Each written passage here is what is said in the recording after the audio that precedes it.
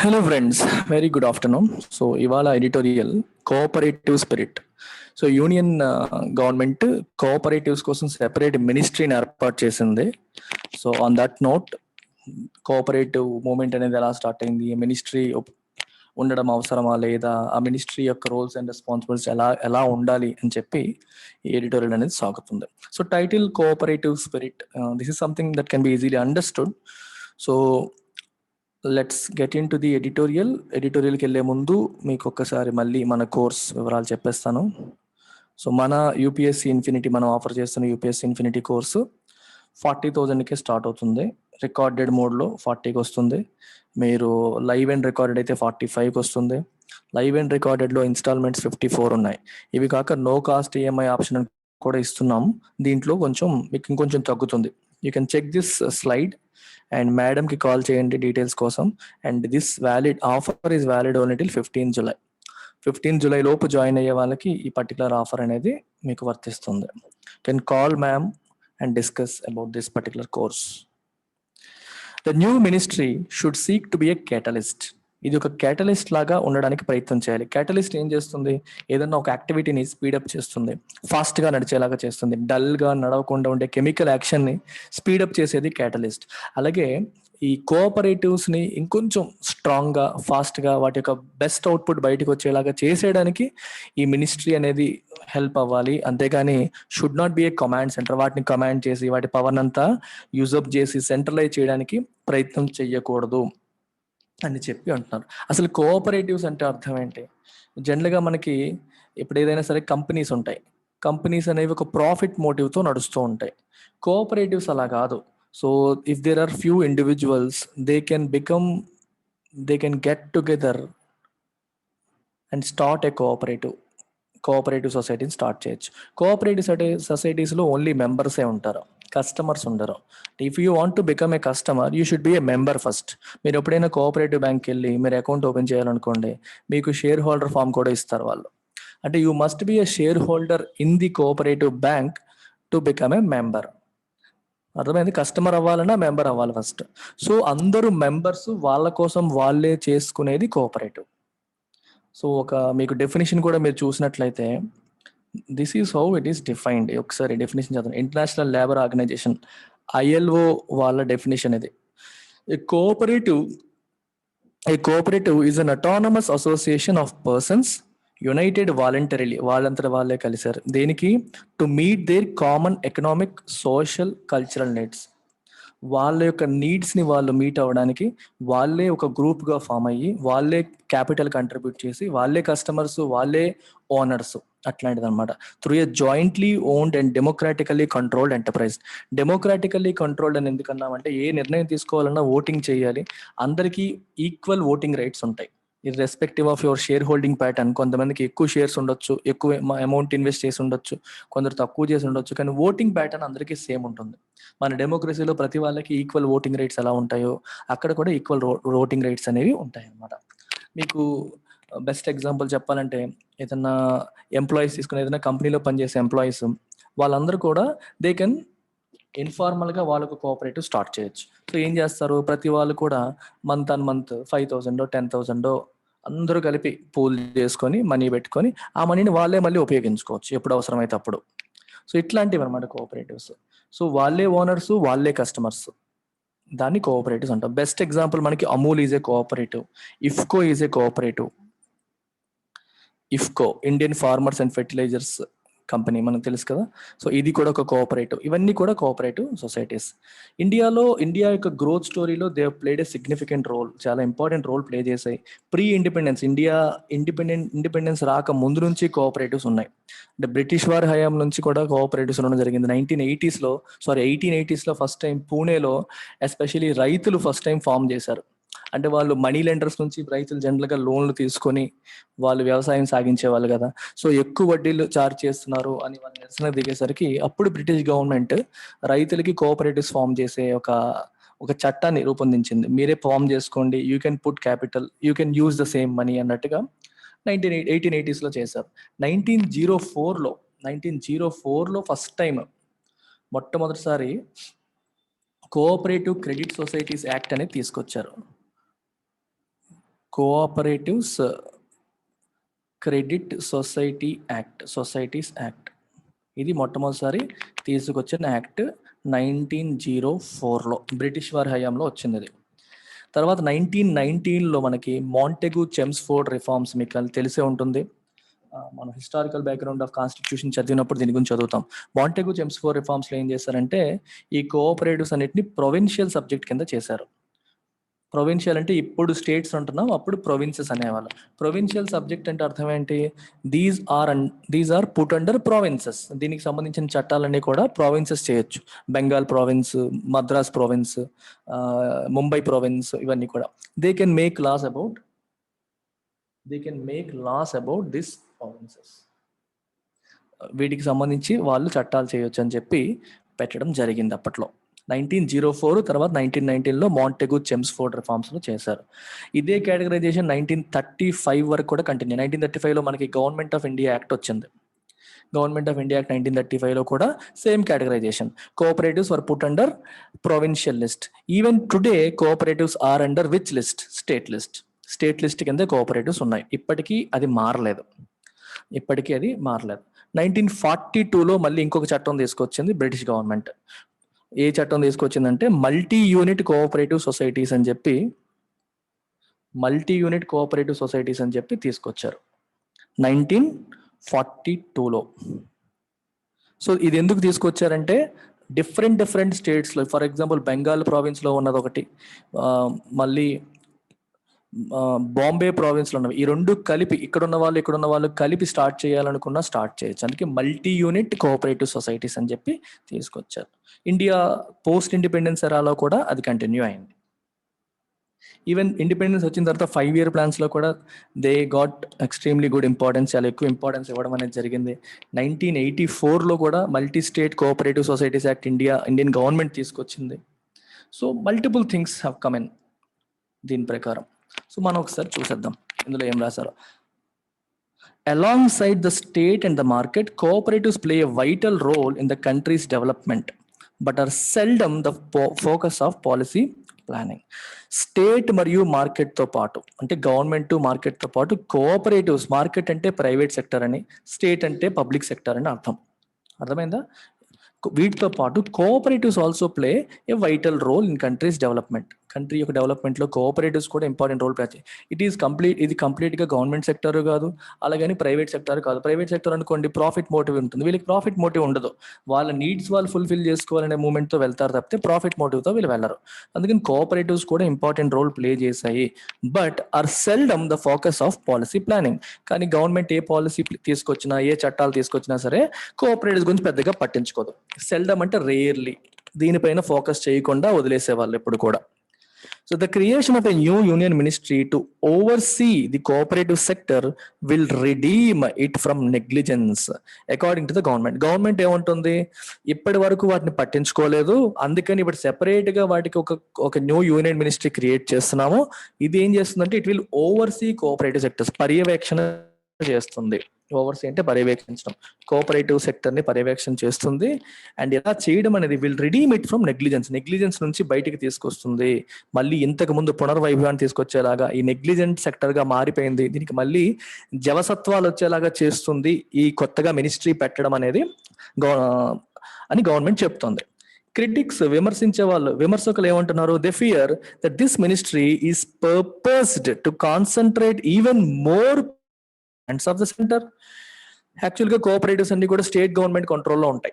ఇప్పుడేమో central government వాటిని కూడా తన కంట్రోల్లో తెచ్చుకోవడం కోసం, పర్పస్ అంటే మీనింగ్ ఏంటి అక్కడ, విత్ దట్ ఆబ్జెక్టివ్, ఆ పర్పస్ తో క్రియేట్ చేసినట్టుగా ఉన్నారని విమర్శించే వాళ్ళు అంటున్నారు. ఇంకా పవర్స్ అన్ని కూడా సెంట్రల్ గవర్నమెంట్ చేతిలోకి తీసుకెళ్లిపోదాం అనే ఐడియాతో చేసినట్టుగా ఉందని అంటున్నారు. Cooperatives are dominant in agriculture. Agriculture లో కోఆపరేటివ్స్ చాలా డామినెంట్ గా ఉన్నాయి ఆల్రెడీ.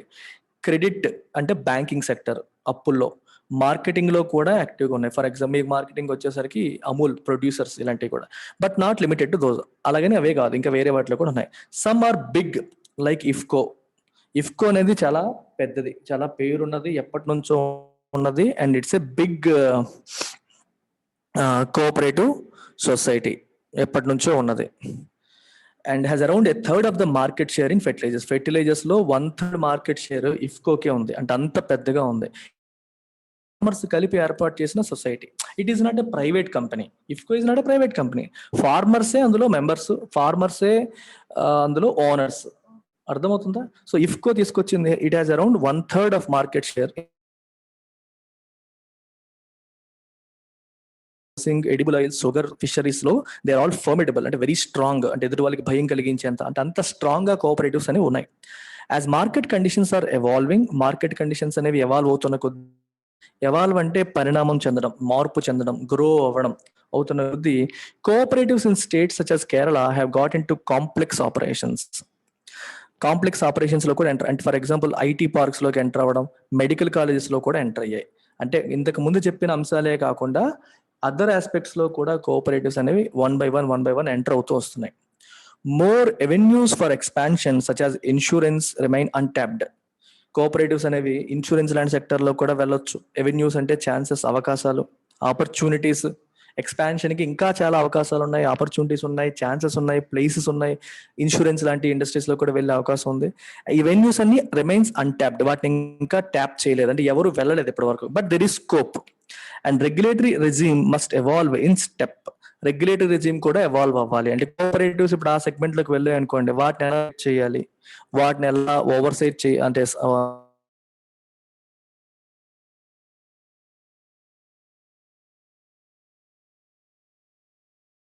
డిఫైన్ చేయాలి. ఒకటి గవర్నమెంట్ సెగ్మెంట్, ఇంకోటి private segment.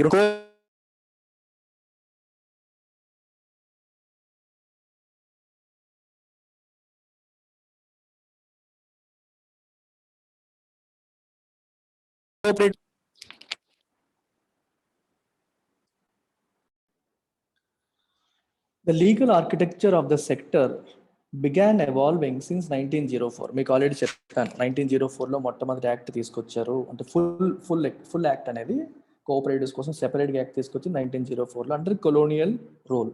And in 2002 the multi state cooperatives acts was pass, taking into account challenges arising out of liberalisation.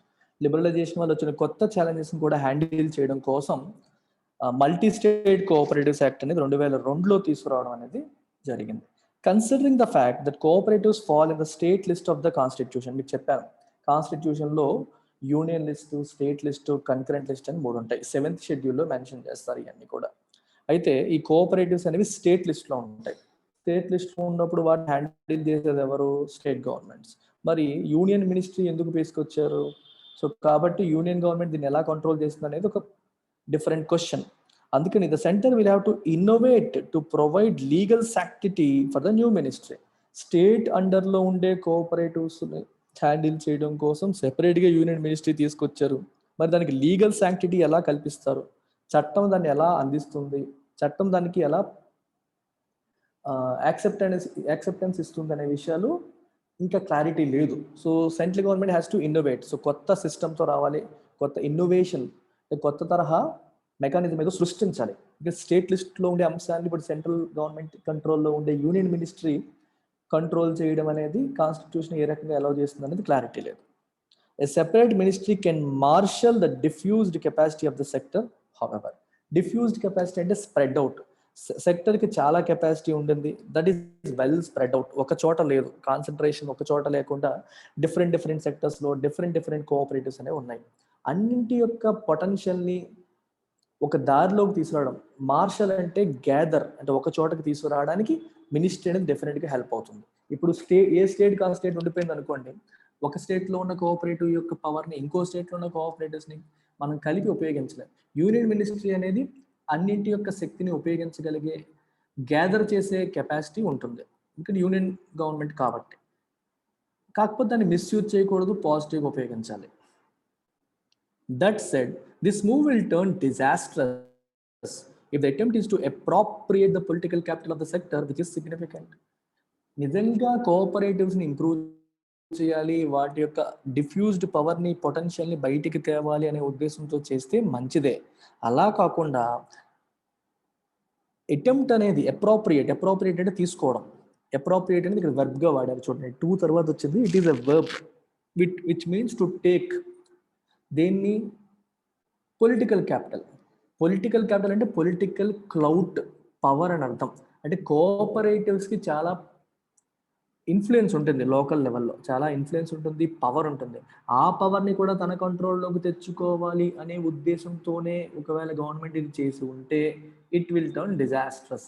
ఇది డిజాస్ట్రస్గా మారిపోతుంది. ఆ పొలిటికల్ క్యాపిటల్ని, పొలిటికల్ ఇన్ఫ్లుయెన్స్ని, పవర్ని తన కంట్రోల్లోకి తెచ్చుకోవాలనే ఉద్దేశంతో దీన్ని చేసి ఉంటే మాత్రం ఇట్ విల్ టర్న్ డిజాస్ట్రస్. నిజంగానే వాటి మంచి కోసం కొత్త యూనియన్ మినిస్టర్ని పెట్టడం అయితే మంచిదే, లేకపోతే డిజాస్టర్స్గా మారిపోయే అవకాశం ఉంటుంది. Cooperatives are not meant to operate by the market logic of maximising profits. ముందే చెప్పాను మీకు, ప్రాఫిట్స్ మ్యాక్సిమైజేషన్ మోడ్లో కోఆపరేటివ్స్ అని ఆపరేట్ చేయవు. మరి ఎలా ఆపరేట్ చేస్తాయి? But to share the benefits to all stakeholders equitably. Stakeholders అందరికీ కూడా వాళ్ళు పెట్టిన దాని ప్రకారం వాళ్ళకి బెనిఫిట్స్ వచ్చేలాగా చేస్తాయి. అది కోఆపరేటివ్ యొక్క పద్ధతి. అంతేగాని ప్రాఫిట్ జనరేషన్ అనేది కాదు. ఎవరెవరైతే అందులో మెంబర్స్, ఎవరెవరైతే అందులో పార్టిసిపేట్ చేస్తున్నారో వాళ్ళందరికీ బెనిఫిట్స్ ఈక్వల్గా, ఈక్విటబుల్గా, అంటే ఎక్కువ పెట్టే వాళ్ళకి ఎక్కువ, తక్కువ పెట్టే వాళ్ళకి తక్కువ అందేలాగా చేయడం. Though not uniform across the country, India, cooperatives have made significant contributions in poverty alleviation, food security, management of natural resources and environment. Significant contributions కూడా చేశాయి ఎకానమీలో అవి. ఇప్పుడు మనకి అమూల్ వచ్చిన తర్వాత పాల విప్లవం, ఫుడ్ సెక్యూరిటీ ప్రాబ్లమ్ కూడా చాలా వరకు తీసింది. మిల్క్ కొరత అనేది లేకుండా చేసి విదేశాలకు ఎక్స్పోర్ట్ చేసే స్థాయికి ఇండియా ఎదిగింది. సో పవర్టీ ఎలివియేషన్ అంటే ఎంతో మందికి ఉద్యోగాల కల్పన జరిగింది, ఎంతో మంది అందులో భాగస్వాములు అయ్యారు, వాళ్ళ యొక్క ఆదాయాలు పెరిగి పేదరికం నుంచి బయటపడడానికి ఉపయోగపడింది. ఫుడ్ సెక్యూరిటీకి అండ్ అన్ని విషయాల్లో కూడా సిగ్నిఫికెంట్ కాంట్రిబ్యూషన్స్ అనేవి కోఆపరేటివ్స్ నుంచి వచ్చాయి మనకి. True, the sector has become an instrument of patronise and pilferage. Pilferage అంటే చిన్న చిన్న దొంగతనాలు, అంటే వీటిని నెగిటివ్గా ఉపయోగించుకోవడం. అంటే అందరూ కంట్రోల్లో ఉంటుంది. ఇప్పుడు చూడండి, ఒకళ్ళు సింగిల్ ఓనర్ కాదు, చాలా మంది ఉంటారు, అందరూ ఓనర్స్. ఎవరెవరైతే అందులో మెంబర్స్ అందరూ ఓనర్సే. ఇలాంటప్పుడు ఏమవుతుందంటే కొంచెం రెగ్యులేషన్ కష్టం అవుతుంది, ఓవర్సీ చేయడం కష్టం అవుతుంది. సో కొంతమంది మోసం చేసి డబ్బులు తినేసే అవకాశాలు ఉంటాయి. అదే పిల్ఫరేజ్ అనేది చిన్న చిన్న దొంగతనాలు అని అర్థం. ప్యాట్రోనైజ్ అంటే చాలా వరకు కోఆపరేటివ్ సొసైటీస్, కోఆపరేటివ్ బ్యాంక్స్ వీటన్నిటి యొక్క చైర్మన్స్ని అపాయింట్ చేసే అధికారం అనేది పొలిటీషియన్స్ చేతిలో పెట్టారు. స్టేట్ గవర్నమెంట్ చేతిలో ఉంటుంది కదా. మీరు చూడండి, డిస్ట్రిక్ట్ కోఆపరేటివ్ బ్యాంక్ చైర్మన్ ఎవరు కూడా జనరల్గా పొలిటీషియన్ ఉంటాడు. సో వీళ్ళు ఏం చేస్తారంటే ఈ చైర్మన్స్ వీళ్ళంతా కూడా పొలిటీషియన్స్ ఎంటర్ అయిపోయి వాటిలో రాజకీయాలు తీసుకురావడం అనేది మనం చూస్తాం. అందుకే ప్యాట్రనైజ్ అన్నారు. ప్యాట్రనైజ్ అంటే ఎవరెవరైతే మనకి సపోర్ట్ చేస్తున్నారో, పార్టీకి ఎవరైతే సపోర్ట్ చేశారో, patronise is nothing but support. ఎవరు ఎక్కువగా సపోర్ట్ చేశారో వాళ్ళకి అవకాశాలు కల్పించడం. ఇప్పుడు జనరల్గా ఏదైనా పార్టీని నమ్ముకుని ఎవడన్నా వర్క్ చేస్తున్నాడు అనుకోండి, వాడికి ఏదో ఒక పదవి వాడు ఆశిస్తాడు. అలా ఆశించే వాళ్ళకి ఇచ్చే పదవుల్లో కోఆపరేటివ్స్ కూడా ఒకటైపోయాయి. సో పొలిటీషియన్స్ చేతిలో కొన్ని పదవులు ఉండడం వల్ల వీటిని వాళ్ళకి ఎవరైతే సపోర్టివ్గా ఉన్నారో, ప్యాట్రనైజ్తో ఉన్నారో వాళ్ళకి అసైన్ చేయడం కూడా చేస్తున్నారు. అలా అయిపోయింది sector. Mismanagement, corruption destroyed the sector in some states. కొన్ని స్టేట్స్లో సరిగ్గా మేనేజ్ చేయకపోవడం, కరప్షన్ వాటిని destroy చేసేసాయి. The potency of cooperatives as an apparatus of political control is personally known to Minister in charge Amit Shah, once president of a district cooperative bank. Potency ante vaati yokka power, cooperatives yokka power as an apparatus of political control. Political control ki apparatus ante oka instrument laga వాటి యొక్క potency, వాటి యొక్క power అనేది అమిత్ షా గారికి తెలుసు. Because he was once the president of district cooperative bank. Amit Shah ఎలా president అయ్యారు? He was a politician. So politicians కూడా చెప్పాను మీకు, కోఆపరేటివ్ బ్యాంక్స్కి ప్రెసిడెంట్గా అయ్యే అవకాశాలు ఉంటాయి, వీళ్ళకి పొలిటీషియన్స్ కూడా అయ్యే అవకాశాలు ఉంటాయని చెప్పాను. సో ఈ knows the power of cooperative bank. Cooperative బ్యాంక్కి పొలిటికల్గా ఎంత పవర్ ఉంది అనే విషయం ఆయనకి తెలుసు. బిసైడ్స్ అంటే in addition to serving localities and segments that markets might ignore, cooperatives are also effective in mediating politics at the local level outside of the parliamentary system. Cooperatives జనరల్గా ఏంటంటే మనకి ఎప్పుడు కూడా ఫినాన్షియల్ ఇంక్లూజన్ అనే మాట మనం వినుంటాం. Banking sector చదివేటప్పుడు financial inclusion అని చెప్పి అంటాం. ఫినాన్షియల్ ఇంక్లూజన్ అంటే అర్థం ఏంటి? ఏ సెక్టర్స్కి అయితే బ్యాంకింగ్ సేవలు అందట్లేదో, ఫినాన్షియల్ సేవలు అందట్లేదో ఆ సెక్టర్స్కి సర్వీసెస్ అందించడం కోసం ఆలోచించిన విధానమే financial inclusion. And cooperative banks కూడా ఆ కాన్సెప్ట్లోనే వచ్చాయి. అంటే చిన్న చిన్న ఊర్లలో, రూరల్ ఏరియాస్లో వాళ్ళకి పెద్ద పెద్ద private banks, government banks services అందించని క్రమంలో డిస్ట్రిక్ట్ కోఆపరేటివ్ బ్యాంక్స్ ఇలాంటివన్నీ రావడం జరిగిందనమాట. సో అందుకని ఏం రాశారు అక్కడ, లొకాలిటీస్కి సెగ్మెంట్స్కి, మార్కెట్స్ జనరల్గా ఇగ్నోర్ చేసే లొకాలిటీస్ సెగ్మెంట్స్కి సర్వీస్ ఇవ్వడం అనేది ఒక ఆస్పెక్ట్ కోఆపరేటివ్ సొసైటీస్కి. రెండవది ఏంటంటే they are also effective in mediating politics at the local level and dispute resolution. ఏమైనా ఇష్యూస్ వచ్చినా, ప్రాబ్లమ్స్ వచ్చినా కోర్టులకు వెళ్లకుండా, అంటే పార్లమెంటరీ సిస్టమ్ బయట, అంటే చట్టాలకి బయట, రెగ్యులర్ చట్టాలు గిట్టాలు లేకుండా డిస్ప్యూట్ రెజల్యూషన్లో కూడా చాలా ఎఫెక్టివ్గా రోల్ ప్లే చేశాయి అని అర్థం. Despite regulatory oversight by the RBI and states. Oversight అంటే పర్యవేక్షణ. ఆర్బీఐ మరియు స్టేట్స్ కోఆపరేటివ్స్కి డబుల్ రెగ్యులేషన్ ఉంటుంది, డ్యూయల్ రెగ్యులేషన్ ఉంటుంది. ఒకవైపు స్టేట్ గవర్నమెంట్స్ రెగ్యులేట్ చేస్తాయి, ఇంకోవైపు ఆర్బీఐ కూడా రెగ్యులేట్ చేస్తాయి. అంటే cooperative బ్యాంక్స్కి despite regulatory oversight by the RBI and states, which is considerable, there is considerable autonomy for the sector, which is often misused. Autonomy ఉంది. Autonomy అంటే సొంతంగా తీసుకునే అధికారం. ఈ సొంతంగా నిర్ణయాలు తీసుకునే అధికారం అనేది జనరల్గా మిస్యూజ్ చేయబడుతుంది. ఎంత రెగ్యులేషన్ ఉన్నప్పటికీ కూడా సెక్టర్కి చాలా అటానమీ ఉంది, and that is often being misused. The remedy is not in an overarching ministry and dictates from Delhi. దీనికి రెమెడీ ఏంటి? ఓవర్-ఆర్కింగ్ అంటే మొత్తం కవరింగ్ ఎవ్రీథింగ్, మొత్తం అంతా ఫుల్ పవర్ఫుల్, ఆల్ పవర్ఫుల్ మినిస్ట్రీని క్రియేట్ చేసేయడం, పై నుంచి ఆర్డర్స్ చేయడం అనేది రెమెడీ కాదు. Remedy is not that. ఒక కాంప్రహెన్సివ్గా ఒక మినిస్ట్రీ క్రియేట్ చేసి దాని నుంచి ఆర్డర్స్ పాస్ చేయడం అనేది రెమెడీ కాదు. మరి ఏంటి? The premise of a cooperative bank is that decisions are made by those affected by them. Cooperative యొక్క ప్రిమైస్ ఏంటి అంటే, అండర్లయింగ్ కాన్సెప్ట్ ఏంటి? Decisions are made by those affected by them. ఎవరైతే సఫర్ అవుతారో, ఎవరైతే దాని యొక్క ప్రభావాన్ని పొందుతారో వాళ్ళే నిర్ణయాలు తీసుకుంటారు. మీకు ఎగ్జాంపుల్ తీసుకోండి, let us say these are farmers, all these are farmers. ఈ ఫార్మర్స్కి లెట్ సే మనీ లెండర్స్ నుంచి ప్రాబ్లం ఉంది అనుకోండి. మనీ లెండర్స్ వీళ్ళకి మనీని లెండ్ చేస్తూ ఉంటారు, వీళ్ళేమో 18%, 20% ఎక్కువ ఇంట్రెస్ట్ చార్జ్ చేస్తున్నారు. సో ఈ ఫార్మర్స్ అందరూ ఏం చేస్తారు?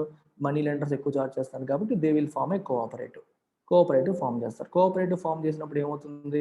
Everybody will contribute some amount of money ఇనీషియల్గా కొంత కంట్రిబ్యూట్ చేస్తారు. So money will come in to this bank. Cooperative బ్యాంకులోకి మనీ వచ్చింది, ఈ మనీనే మళ్ళీ వీళ్ళకి లోన్స్ రూపంలో ఇస్తూ ఉంటారు. సో ఆబ్జెక్టివ్ ఏంటి ఇక్కడ? Decisions are made by those affected by dum.